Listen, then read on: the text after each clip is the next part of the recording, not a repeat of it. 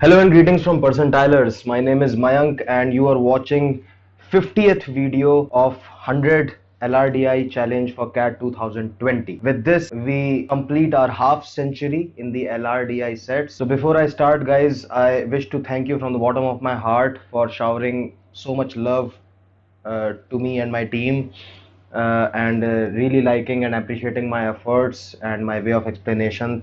Thanks a ton. And please do subscribe to us if you haven't as yet. And if you do wish to join our very active WhatsApp group, a lot of practice material, reading material, and even these LRDI sets in PDF format, then you can join it by clicking on the link which is mentioned in the detail of this video. So this set number 50 I have named pass fail. It's a very short information set, very small set. Once you get to know what information is hidden and what is to be found, then you won't take much time to solve this. So please have a look, read it, after which there is a table. Okay, so finally there is a note that no student in class 10 failed in any of the years, but in class 8th or 9th students may fail, but they don't keep failing every year. They fail maximum of once and then they pass the next year. Then fresh students fail the next year, etc. Okay, since the school was opened in year 2000, then new admission plus repeaters will make this 45. So all the 45 are new admissions and there are 0 repeaters in the first year. Similarly, out of these 45, fail plus pass. So you can see that in class 9th next year, only 42 students reach. That means 42 students pass. 3 fail. These 3 will repeat next year in class 8th. But next year there are 50 students in class 8th. That means 47 are new admit. Okay. Now about class 9th. Express this 42 as fresh plus repeaters. Out of 42, since this is the first year, all 42 are fresh, 0 repeaters. But in class 10th next year, out of these 42, only 36 reach. Since there have to be 0 repeaters in class 10th in any year, I would just write like this for every year, because nobody fails in class 10th and everybody passes. So how many pass? All pass. Fresh plus repeaters, and repeaters are 0 always. So out of 42, only 36 make it to class 10th next year. That means these 42, out of these 42, 6 fail and 36 pass. These 36 move on to class 10th next year. In class 8th, 42 passed and they move to class 9th next year. Now these 6 will repeat in class 9th next year, and in next year in class 9 there are 52 students studying, which tells us that 46 fresh students arrive. These 46 must have come from here. That means 4 students failed in 2001. These 4 will repeat here, which means 42 fresh admissions were there. Out of 52, 45 only reached class 10th in 2003. That means in class 9th in 2002, 45 students only passed. That means 7 failed. These 7 will repeat in 2003 in class 9th next year. In 2003, there are 46 students studying in class 9th. 7 are repeaters. That means 39 new. These 39 must have come from 2002 class 8th. In 2002 in class 8 there were 46 students studying, 39 passed. That means 7 failed. These 7 will be repeating next year. Next year 54 students in class 8th, 7 repeaters. That means 47 new students. Out of 46 which are studying in class 9th in 2003, only 43 make it to class 10th next year. That means 3 fail. These 3 will repeat class 9th in 2004, in which 52 students altogether are studying. That means 49 are fresh. These 49 freshers come by passing class 8th.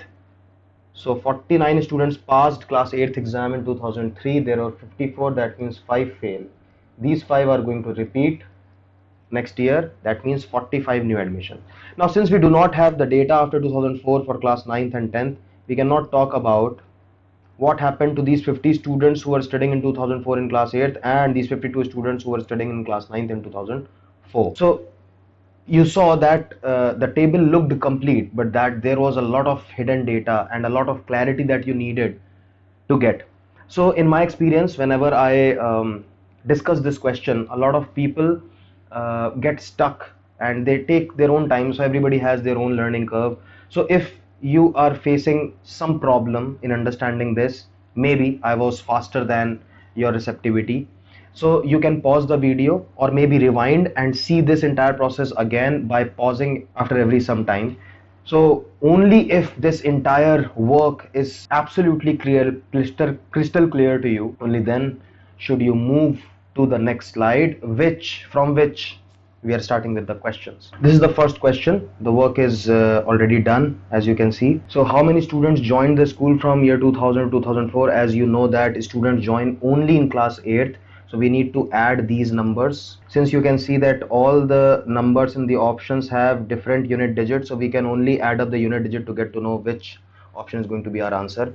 So 5 7 12, 2 14, 4 7 21, 1 and 5 6. So that means 226 becomes the answer to this question. Moving ahead, approximately what percentage of students in class 8th in 2002 passed the final exam? So in 2002 there were 46 students and 7 students failed. If we can find out fail percentage, we can also find out the pass percentage. So 7 fail of 46. Okay, so 100% definitely is not the answer. 90% is not the answer, because 10%, in that case 10% students would have failed, but this is certainly more than 10%. 4.6 is 10% of 46.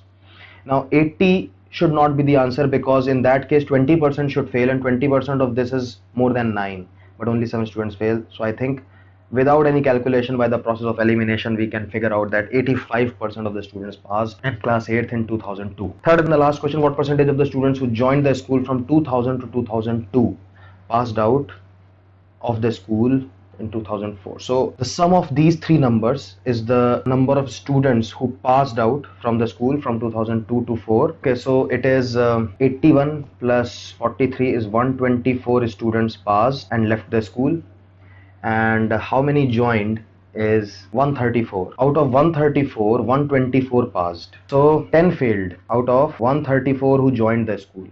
So 10 is less than 10% of 134. So answer cannot be 90%. Okay, 10% of 134 is 13.4. 5% of 134 would be half of this, which is 6.7. You can see that 10 students failed. So 95.5% cannot be the passing percentage, because the failing percentage is more than 5. Okay, you can see that 6%, according to this C option, 6% students failed.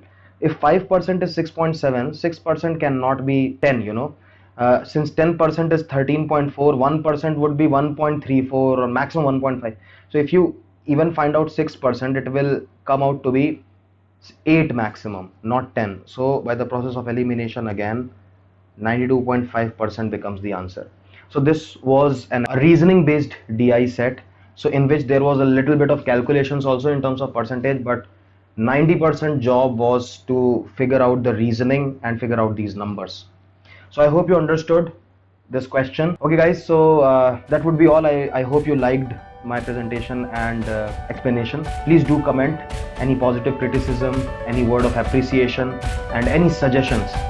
We would love to hear them all. Thank you so very much guys. This is Mayank signing off. See you again very soon.